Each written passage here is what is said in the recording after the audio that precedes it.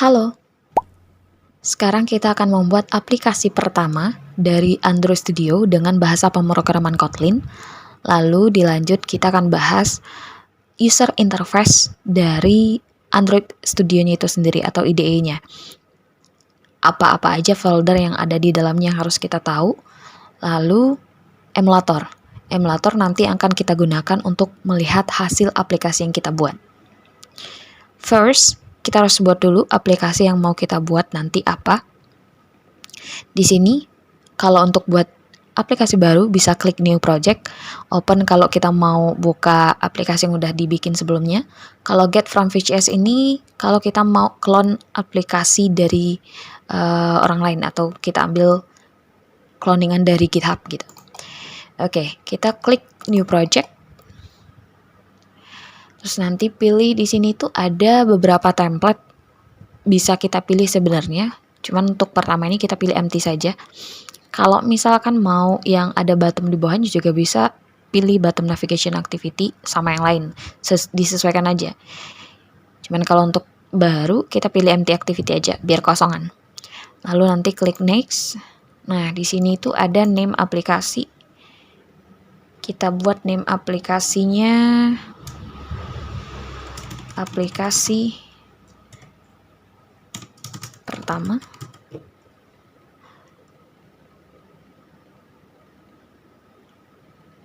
Nah, di sini ada package name. Package name-nya ini kalau di awal, kalau misalkan masih pemula biasanya itu seperti ini, com example, lalu diikuti nama aplikasinya.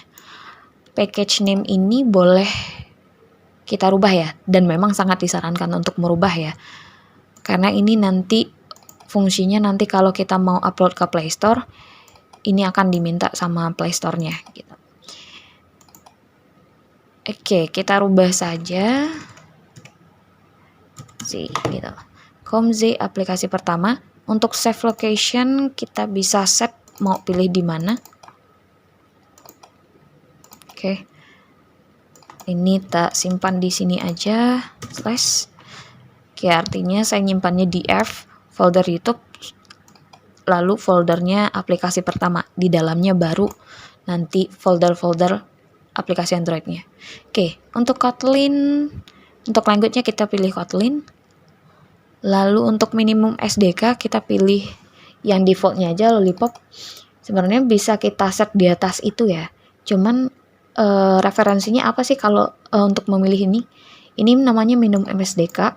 Kalau seandainya kita pilih Lollipop, otomatis versi SDK di bawahnya atau minimum SDK di bawahnya itu nggak bisa nginstal lagi gitu.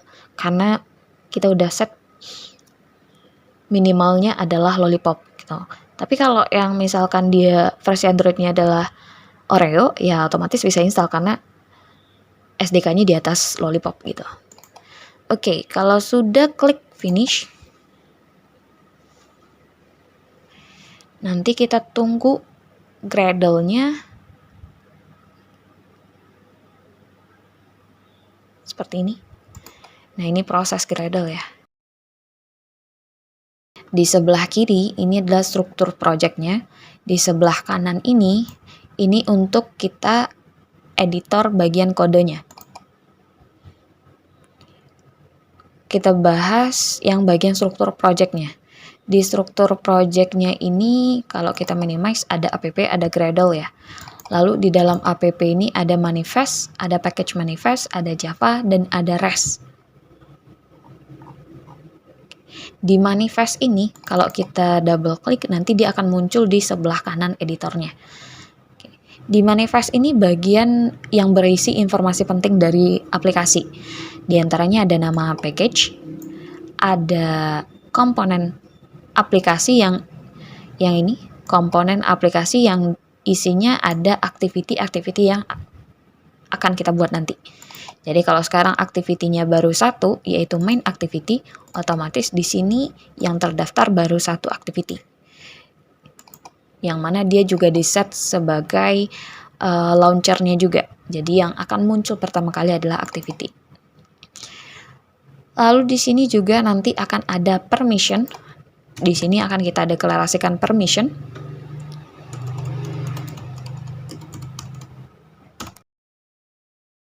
permission misalkan untuk akses internet, permission untuk akses kamera, dan yang lain. Itu untuk manifest. Kalau untuk folder Java, di sini ada 3 package ya. Kalau teman-teman ingat, ini adalah package yang pertama kali kita set waktu membuat aplikasi.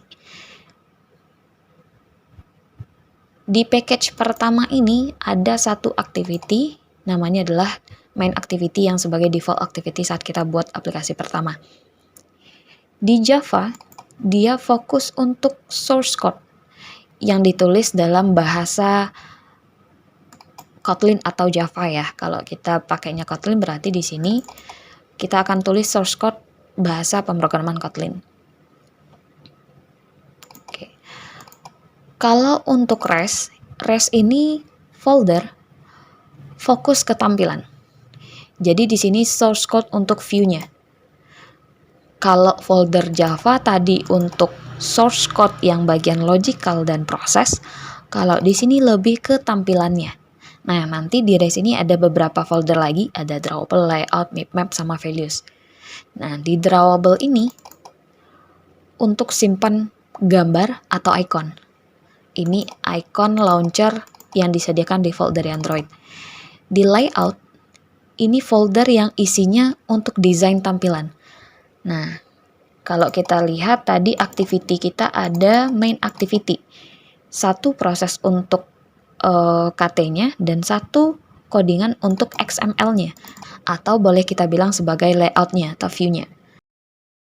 Jadi kalau kita misalkan mau edit tampilan, itu bisa kita edit di bagian XML-nya. Di sebelah kanan pojok itu di sebelah kanan pojok atas itu ada kode, ada split, ada design. Kalau kode kita mau edit tampilannya full kode aja tanpa kita lihat tampilannya. Kalau split dia dua-duanya. Bisa kita lihat tampilannya sekaligus kita rubah kodenya di sebelah ini lalu lihat hasilnya sebelah ini.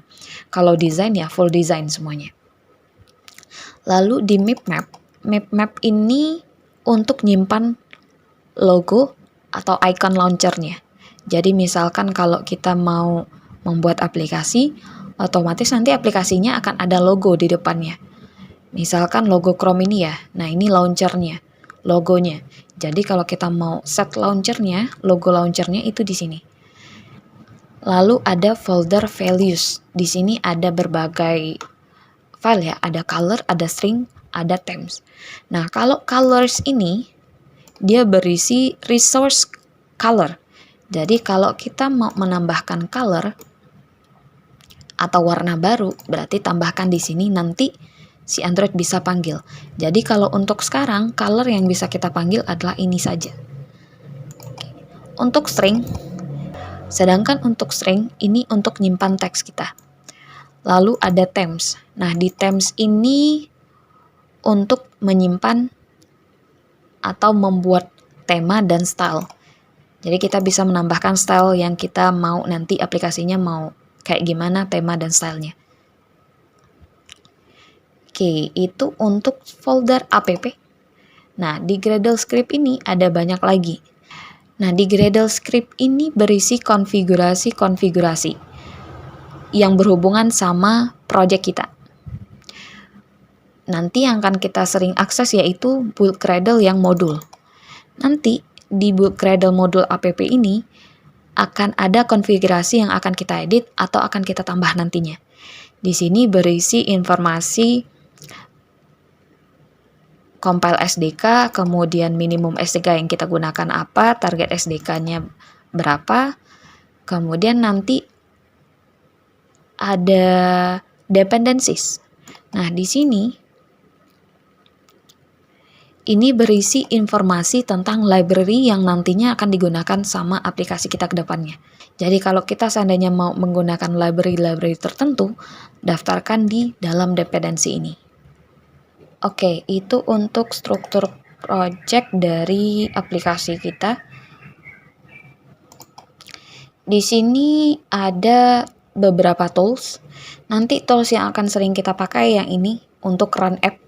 Jadi kalau kita mau melihat hasil aplikasi kita otomatis kita klik bagian ini, segitiga yang ini, kemudian run app. Cuman di sini kedeteknya baru no device, artinya kalau kita klik ini pun ya dia nggak akan muncul karena belum ada device yang kedetek untuk running aplikasinya. Di sini bisa sebenarnya kita pakai FAD Manager bawaan dari Android Studio-nya, atau bisa pakai pilihan lainnya real device. Kita bisa pakai HP kita sendiri atau pakai emulator yang lain. Misalkan pakai Genymotion atau Nox emulator. Sekarang kita contohkan gimana caranya connect-kan yang di sini ke real device-nya kita. Oke, ini adalah tampilan HP saya. Lalu kita buka pengaturan atau setting. Lalu kita cari bagian about phone atau tentang ponsel. Lalu nanti di about phone cari bagian build number. Nanti build number itu kita klik sampai 7 kali. Nah, atau kalau nggak ada tulisan build numbernya itu software version. Oke, lalu kita balik ke menu sebelumnya. Nanti scroll paling bawah. Otomatis nanti akan ada menu tambahan satu, yaitu developer options. Nanti diklik, aktifkan bagian developer option, klik OK. Lalu nanti jangan lupa aktifkan bagian USB debugging. Oke. Kalau kita sudah aktifkan bagian developer option sama USB debugging, nanti otomatis device kita juga akan kedetek sama Android-nya. Sekarang kita coba running aplikasi pertama di real device. Oke, kalau sudah kedetek seperti ini, klik run app.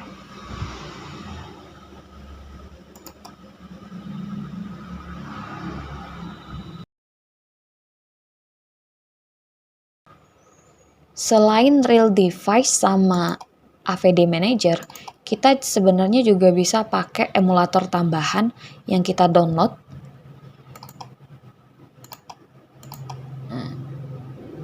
Kita bisa pakai emulator tambahan, namanya adalah Nox Player.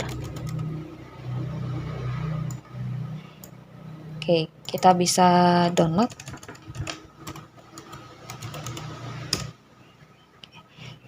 Bisa di-download di sini, kemudian nanti tinggal di-download. Nanti kalau seandainya sudah selesai install, kita tinggal buka Nox-nya.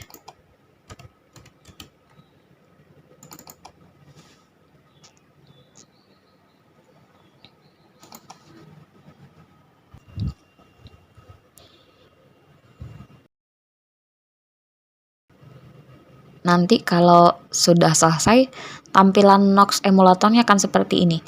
Jadi dia benar-benar virtual seperti device real ya. Kalau seandainya belum connect, bisa kita restart dulu.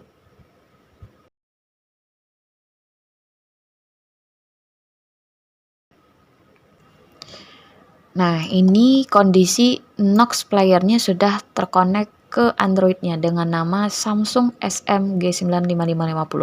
Oke, kalau kita mau running aplikasi pertama kita ini, otomatis kalau aplikasi pertama yang muncul itu adalah, coba kita lihat rest-nya, bagian layout. Nah, di sini ada tampilannya yaitu Hello World. Nah, ada satu tulisan Hello World. Jadi, kalau dia satu activity ya berarti muncul di emulatornya hanya satu halaman saja dulu. Oke, kita tinggal klik bagian run app. Nanti akan ada proses cradle build running. Kalau prosesnya udah selesai, aplikasinya akan langsung muncul di bagian Nox Player-nya.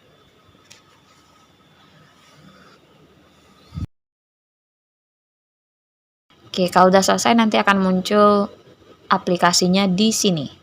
Nama aplikasinya apa, kemudian tampilannya apa. Di sini sesuai ya sama XML activity main pertama kita. Tulisannya Hello World, jadi otomatis yang ditampilkan juga Hello World.